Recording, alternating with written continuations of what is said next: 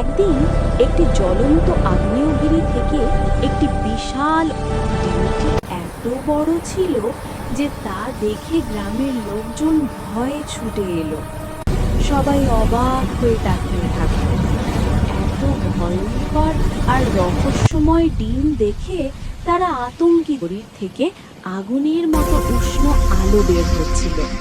সে গুহার ভেতরেই বড় হতে লাগলো। কিছুদিন পর হঠাৎ গ্রামে ভয়ঙ্কর শীত নেমে এলো। চারদিকে তুষারপাত শুরু হলো। পুরো গ্রাম বরফে ঢেকে গেল।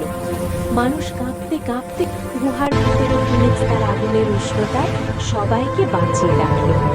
গ্রামের মানুষগুলো বেঁচে গেল, কিন্তু ফিনিক্স চুপচাপ বসে কাঁদছিল, কারণ সে বুঝতে পেরেছিল যাদের জন্য সে নিজের জীবন ঝুঁকিতে ফেলেছে সেই মানুষরাই একদিন তাকে ভয় পেয়ে একা করে দিয়েছিল। গুহার ভেতরে আগুনের আলোয় ভিজে ফিনিক্সের চোখের জল ধীরে ধীরে ঝরে পড়তে লাগলো।